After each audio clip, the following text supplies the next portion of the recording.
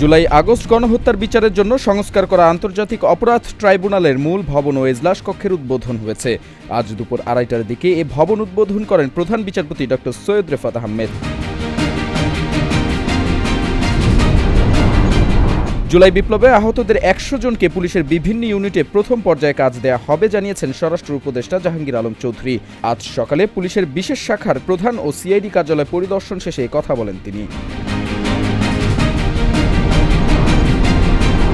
Zia orphanage trust দুর্নীতি মামলায় 10 বছরের সাজার বিরুদ্ধে বিএনপি চেয়ারপারসন বেগম খালেদা জিয়ার আপিলের পরবর্তী শুনানি আগামীকাল। আজ প্রধান বিচারপতি ড. সৈয়দ রেফাত আহমেদের নেতৃত্বাধীন আপিল বিভাগ এ দিন ধার্য করেন।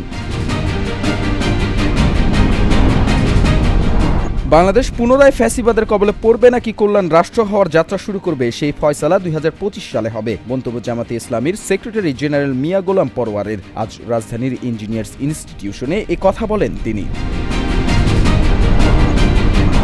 সাবেক গৃহায়ন ও গণপূর্ত প্রতিমন্ত্রী এবং ময়মনসিংহ 2 আসনের সাবেক সংসদ সদস্য শরীফ আহমেদের 3টি ব্যাংক হিসাব জব্দের আদেশ দিয়েছেন আদালত।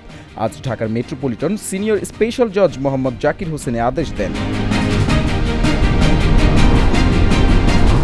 চীনের তিব্বতের স্বায়ত্তশাসিত অঞ্চলের জিগোজে শহরের ডিংরি কাউন্টিতে শক্তিশালী ভূমিকম্পে মৃতের সংখ্যা বেড়ে দাঁড়িয়েছে 95 জনে।